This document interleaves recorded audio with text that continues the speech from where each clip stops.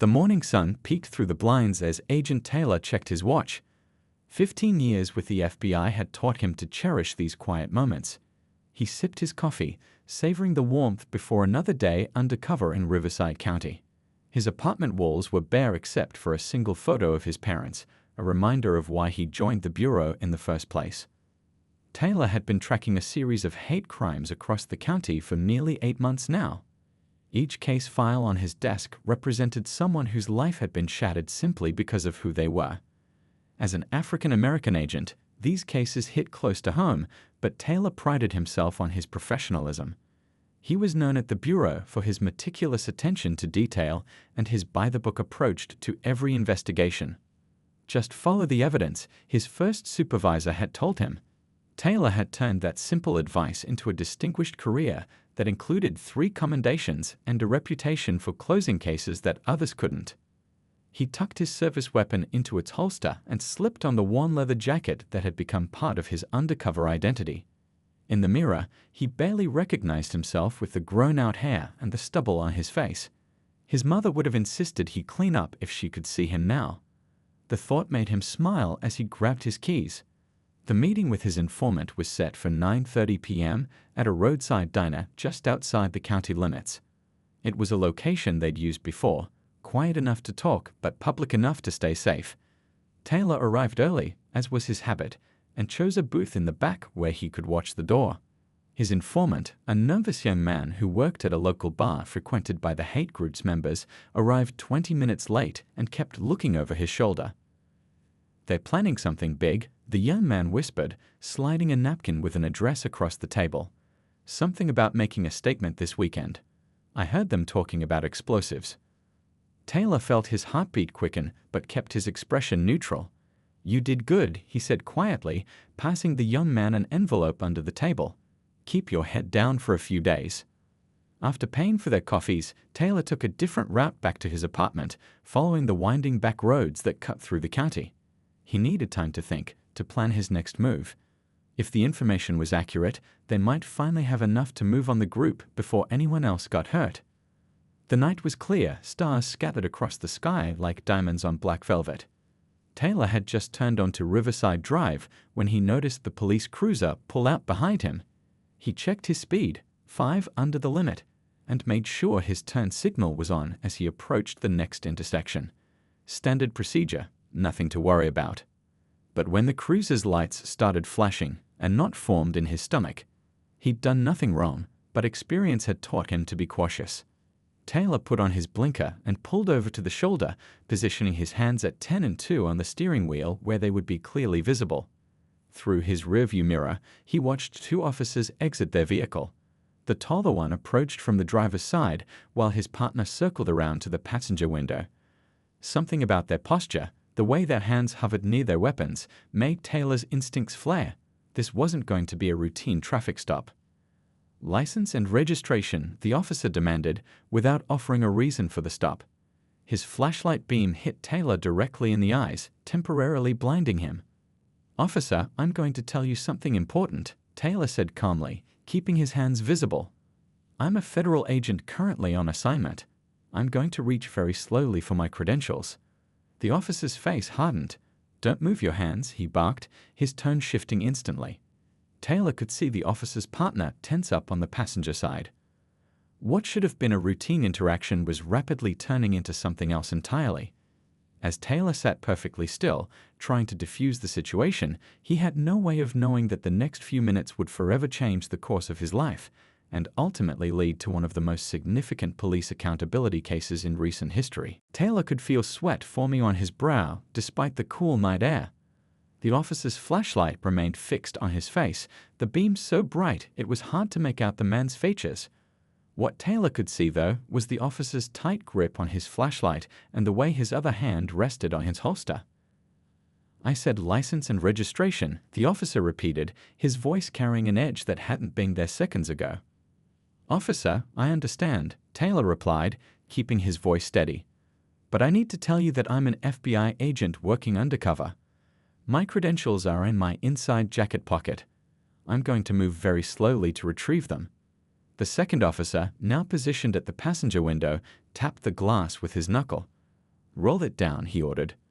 Taylor reached over with his right hand, careful to keep his left hand visible on the steering wheel, and pressed the button to lower the window. What's taking so long? The first officer demanded, his patience clearly wearing thin. Sir, I'm following protocol, Taylor explained. Federal agents are trained to move deliberately during traffic stops to avoid misunderstandings. The first officer leaned in closer.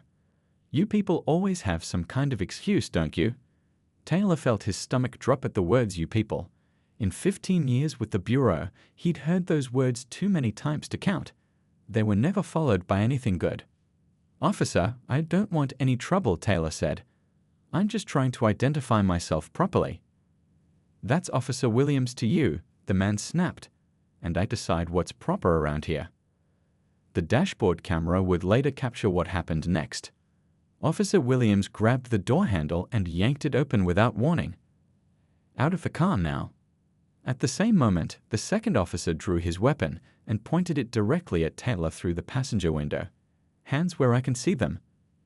Taylor froze, caught between contradictory commands. Years of training kicked in as he slowly raised both hands. Officers, I'm complying. I'm an FBI agent. My credentials are in my jacket.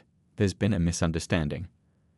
The only misunderstanding is you thinking you can talk back, Officer Williams said, reaching in and grabbing Taylor's arm. Out, now. As Taylor was being pulled from the vehicle, he knew he needed to inform them about his service weapon. Officers, I need to tell you that I'm carrying a regulation firearm on my right hip. It's secured in my holster. The words had barely left his mouth when the second officer shouted, Gun, he's got a gun. No, wait, Taylor called out. I'm telling you because I'm a federal agent. Officer Williams dragged Taylor from the car and shoved him against the side of the vehicle. You think I'm stupid? You think I don't know what you're trying to pull? I'm not pulling anything, Taylor insisted, his cheek pressed against the cold metal of his car. Check my inside pocket. My FBI credentials are right there. The second officer had circled around, his weapon still drawn. He's resisting, he called out, though the dash cam would later show Taylor standing perfectly still. Look in my pocket, Taylor repeated. Left side, inside jacket pocket. My badge and ID are there. Shut up. Officer Williams growled, twisting Taylor's arm higher behind his back. You don't give the orders here. Taylor winced in pain but remained as calm as possible. This is a mistake. I'm a federal agent working a case. Please just check my credentials. Instead of reaching for Taylor's pocket, Officer Williams tightened his grip. Through the pain, Taylor noticed a passerby had stopped their car and appeared to be recording the incident on a phone. You have the wrong idea about what's happening here, Officer Williams said, his voice lower now, aware of the witness. But then he leaned in close to Taylor's ear and whispered something that wouldn't be caught by the dash cam or the distant witness. Taylor's blood ran cold at the words. In that moment, he understood this wasn't just a misunderstanding. This was something far more dangerous, and his training had never prepared him for being on this side of law enforcement prejudice. The situation was spiraling out of control. Taylor could feel Officer Williams' grip tightening on his arm as he remained pressed against his car. The passing motorist who had stopped to record the scene called out, Hey, what's going on over there? Police business. Move along. The second officer shouted back, momentarily distracted. Taylor used that brief moment to try once more. Officers, please. My FBI credentials are in my jacket pocket. Just check them. This is all a misunderstanding. I told you to shut up, Officer Williams hissed, twisting Taylor's arm even higher.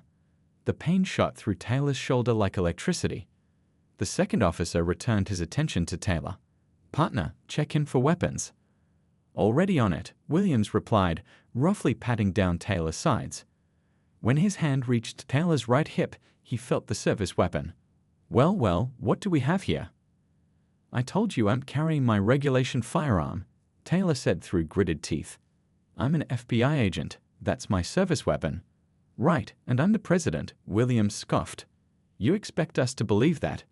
The second officer moved closer, his own weapon still pointed at Taylor. He's armed.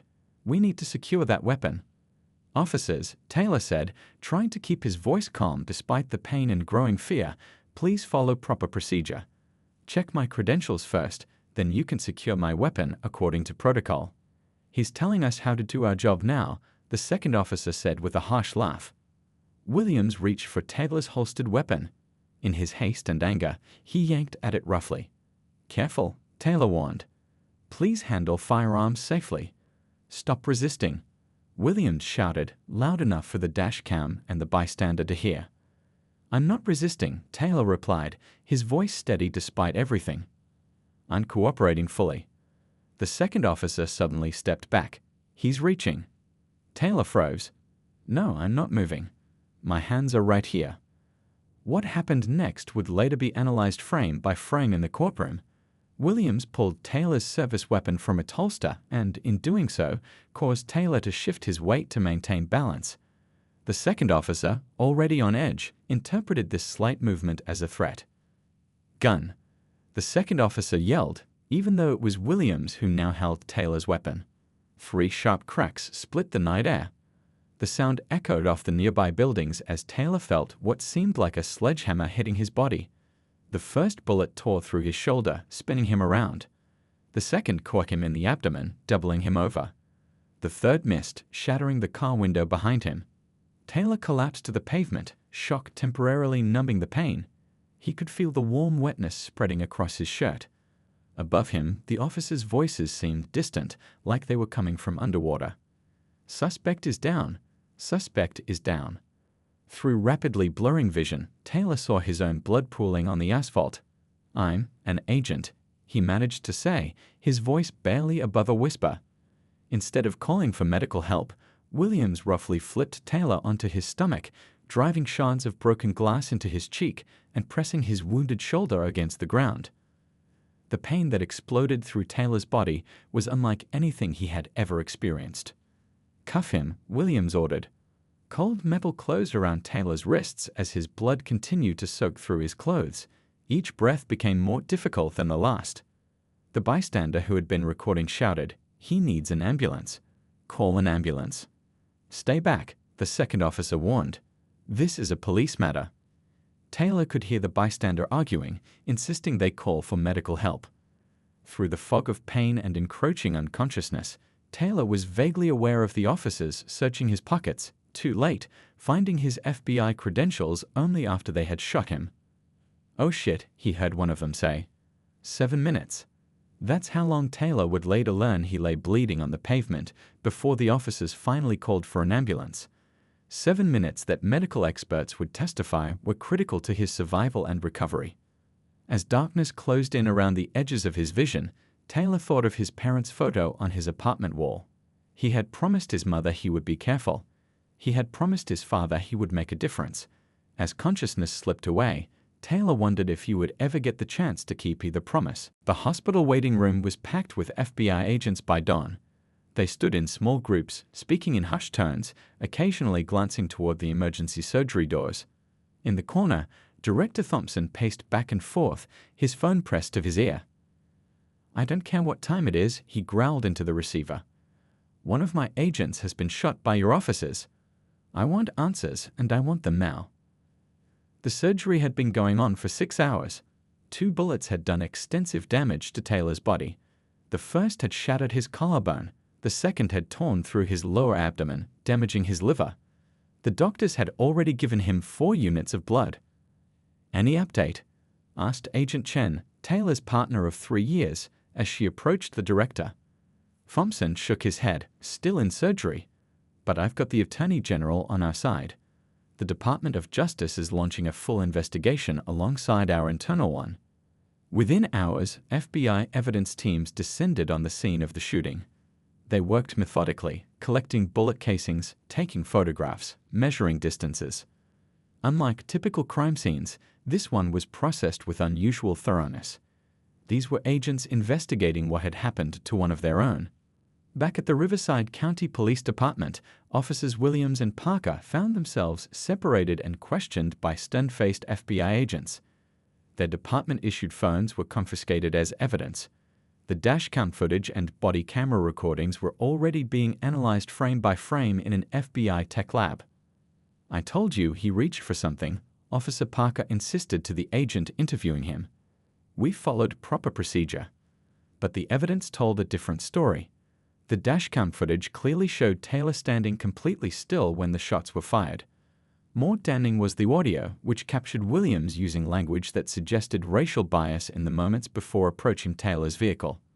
By the third day of the investigation, with Taylor still in critical condition, the FBI made a disturbing discovery. Forensic analysis of the officers' phones revealed a history of text messages between Williams and Parker that contained racist comments and troubling attitudes toward minority communities. "Look at this," Agent Chen said, sliding a document across the table to Director Thompson.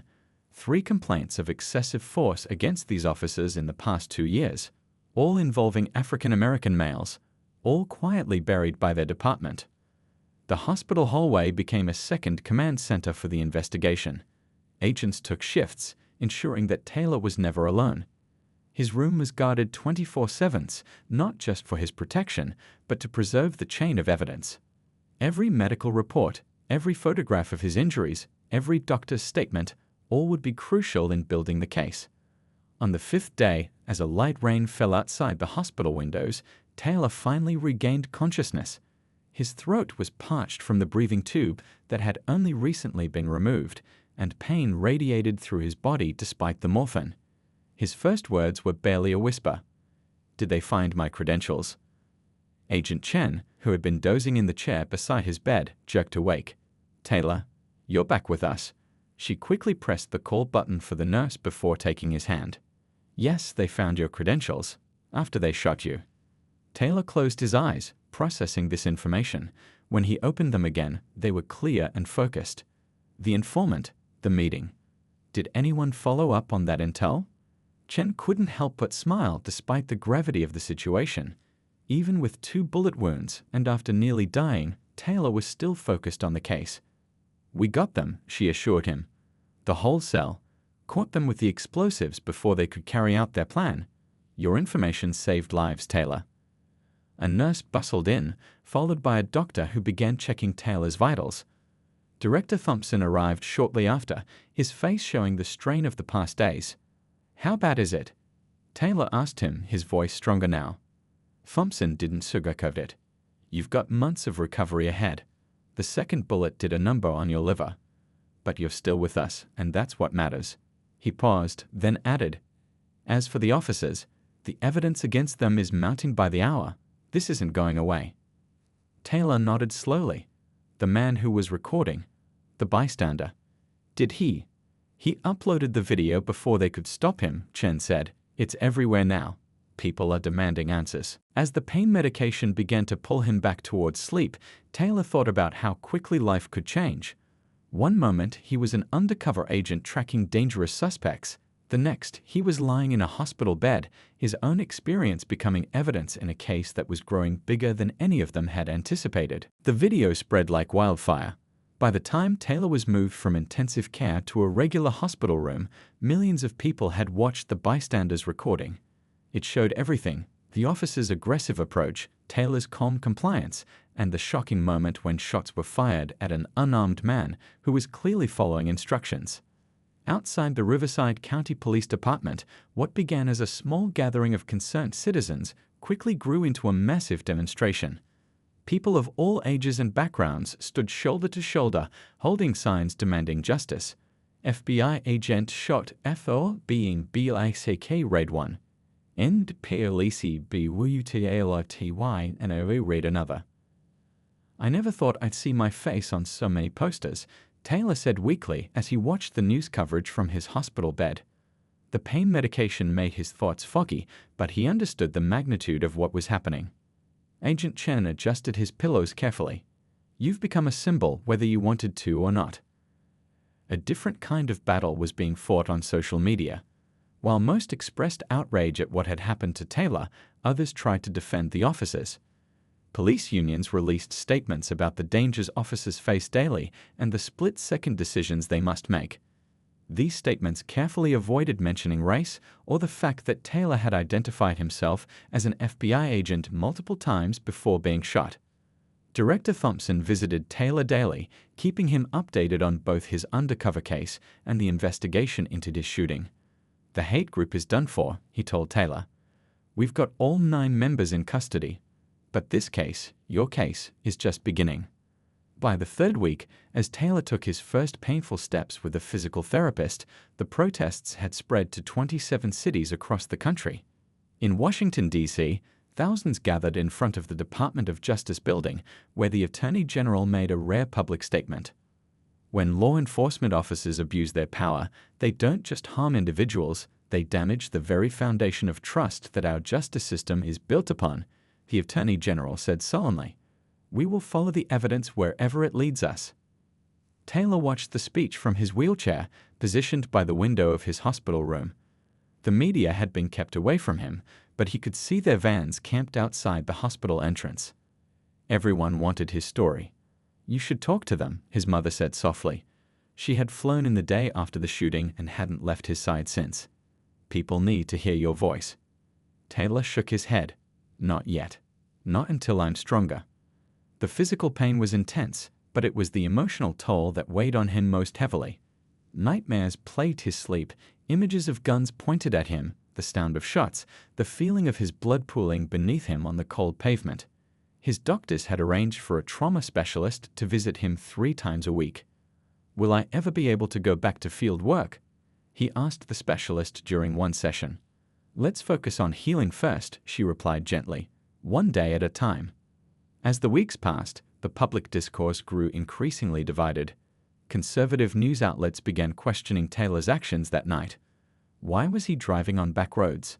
If he was really an FBI agent, why didn't he identify himself sooner? They're trying to shift the blame to you, Agent Chen said angrily one afternoon after seeing a particularly slanted news segment. Taylor remained calm. Let them try. We have the evidence. The division wasn't just on television. When a group of retired FBI agents organized a fundraiser for Taylor's medical expenses, they received both overwhelming support and disturbing threats. The hospital had to increase security around Taylor's room. Meanwhile, in quiet offices at the Department of Justice, prosecutors were building their case. They interviewed the bystander who had recorded the video, tracking down additional witnesses who had driven past the scene that night. Forensic experts analyzed the bullet trajectories, confirming that Taylor had been standing still when he was shot. As Taylor slowly regained his strength, he made a decision. 6 weeks after the shooting, still wearing a hospital gown with bandages visible beneath it, he agreed to a single television interview. I want to speak for myself, he told his mother and director Thompson, before others define who I am and what happened to me. The nation held its breath, waiting to hear directly from the man whose shooting had ignited protests across the country and forced America to once again confront its long history of racial bias in law enforcement. The courthouse steps were packed with people on the first day of the trial. News helicopters circled overhead, while reporters jostled for the best position to capture footage of Officers Williams and Parker being escorted inside. 11 months had passed since the shooting, and Taylor still walked with a slight limp, a constant reminder of how close he had come to losing his life. Ready for this? Agent Chen asked, standing beside him at the bottom of the steps. Taylor nodded, straightening his tie. He had lost weight during his recovery, and his once fitted suit now hung loosely on his frame. As ready as I'll ever be. Inside the courtroom, Taylor sat directly behind the prosecution table. The lead prosecutor, a serious woman with graying hair and decades of experience, had prepared him thoroughly for what would come. They'll try to make you look like the aggressor, she had warned during their last meeting. They'll question every decision you made that night. The officers' defense team had already launched a media campaign portraying them as dedicated public servants who had made a split-second decision in what they believed was a dangerous situation. They conveniently left out the racist text messages, the history of complaints, and the 7 crucial minutes when Taylor lay bleeding without medical attention. Judge Wilson, known for running a tight courtroom, called for order as the jury filed in. 8 women and 4 men from diverse backgrounds, the result of a painstaking selection process that had taken nearly 3 weeks. The state will now present its opening statement, Judge Wilson announced. The prosecutor stood, buttoning her jacket as she approached the jury. This case is about abuse of power, she began. It's about what happens when the badge becomes a shield for prejudice rather than a symbol of protection. For 3 days, the prosecution built its case methodically. The dashcam footage was played multiple times, each viewing more difficult than the last for Taylor. Computer analysts had enhanced the audio, making the officer's comments clearly audible to everyone in the courtroom. Their words hung in the air, impossible to deny or explain away. Medical experts testified about Taylor's injuries, the shattered collarbone that would never fully heal, the damaged liver, the critical blood loss that could have been prevented had medical help been called immediately. In your professional opinion, the prosecutor asked the trauma surgeon who had operated on Taylor, what effect did the 7-minute delay in receiving medical attention have on the patient's injuries? It significantly worsened his condition, the surgeon replied firmly. With gunshot wounds like these, every minute counts. That delay could have easily cost him his life. On the 4th day, Taylor himself took the stand. He could feel the weight of every eye in the courtroom as he swore to tell the truth. For 3 hours, he recounted that night in precise detail, his undercover work, the traffic stop, his repeated attempts to identify himself as an FBI agent, and finally, the shooting that had changed everything. I followed every protocol, Taylor said, his voice steady despite the emotion he felt. Every procedure we're trained to use during traffic stops. I kept my hands visible, I spoke calmly. I identified myself as a federal agent multiple times. The defense attorney, a sharp-featured man with a reputation for aggressive cross-examination, tried to find holes in Taylor's testimony. If you were so concerned about following protocol, why didn't you immediately show your badge when you were first pulled over? As I stated before, Taylor replied patiently, FBI agents are trained not to make sudden movements during traffic stops. Reaching quickly for identification, even a badge, can be misinterpreted. That's why I verbally identified myself first and explained that I would be reaching slowly for my credentials. FBI training experts confirmed Taylor's statements, describing in detail the procedures that all federal agents are taught to follow during encounters with local law enforcement. The most damning evidence came on the 6th day of trial, the complete history of text messages between Officers Williams and Parker. As they were read aloud to the jury, several members visibly recoiled at the language and sentiments expressed. These aren't just offensive comments, the prosecutor told the jury. They reveal a mindset, a lens through which these officers viewed certain citizens they were sworn to protect. A lens that made them see threats where none existed and act with unwarranted violence against an innocent man. By the end of the 2nd week, as the defense began presenting its case, public interest in the trial had only intensified. Each day, the courthouse was surrounded by crowds holding vigil, their numbers growing as the verdict drew closer. The jury had been deliberating for 4 days. Outside the courthouse, the crowd had grown larger with each passing hour. People from all walks of life stood side by side, some holding candles even in the daylight, others clutching signs demanding justice. News crews maintained their positions, cameras ready to capture the moment when a decision would finally be announced. Inside, Taylor sat quietly in a private room adjacent to the courtroom. The weeks of testimony had drained him both physically and emotionally. Reliving that night over and over, watching the footage, hearing the officer's callous words, it had reopened wounds that were still in the process of healing. "The jury's coming back," Agent Chen said, appearing in the doorway.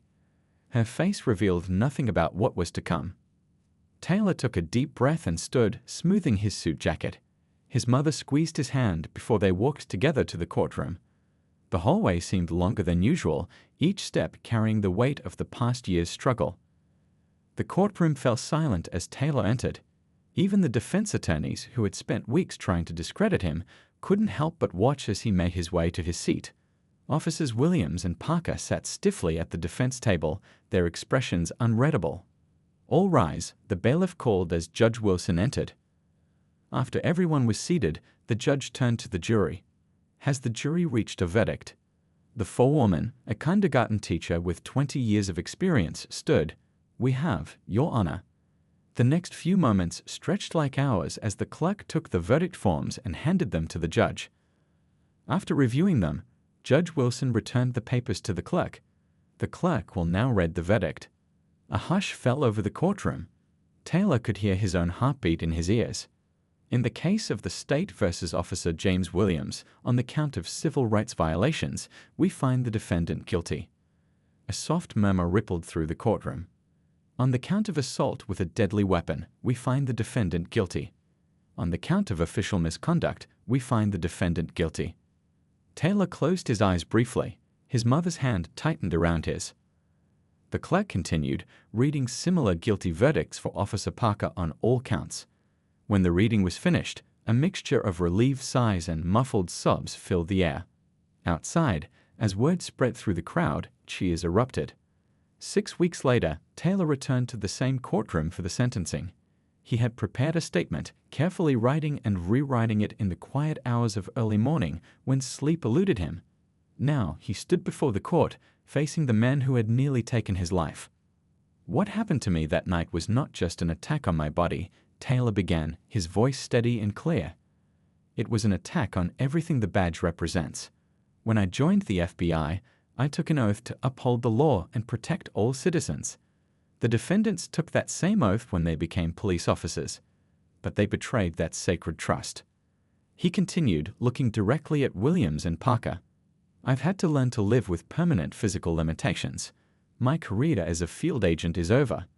But what hurts more is knowing that there are others who weren't as fortunate as I was, who didn't survive their encounters, who didn't have video evidence, who never got their day in court." Judge Wilson listened attentively before delivering his sentence: 14 years in federal prison for Officer Williams and 12 years for Officer Parker. "The sentence I impose today," the judge stated, "reflects not only the harm done to Agent Taylor, but the damage done to public trust in law enforcement." 3 months after the sentencing, Taylor stood before a classroom of FBI trainees at Quantico. His new position as an ethics instructor wasn't what he had envisioned for himself, but he had discovered a new purpose in sharing his experience. "What you'll learn from this course," he told the attentive faces before him, "is that the badge is not a shield from accountability but a symbol of responsibility. Every interaction you have with the public either builds or erodes trust in our entire justice system." Meanwhile, back in Riverside County, police officers were undergoing new training programs implemented after a comprehensive review of department policies. Body cameras were now mandatory, and a civilian oversight committee had been established to review complaints of excessive force or bias. On the 1-year anniversary of the verdict, Taylor stood at a podium in Washington, D.C., addressing a crowd gathered for police reform legislation named in his honor. His mother watched proudly from the front row. "My story doesn't end with trauma or injustice," Taylor told the crowd, his voice carrying across the National Mall. "It continues with change. Real, meaningful change that ensures what happened to me won't happen to others. That's not just justice for me, it's justice for everyone."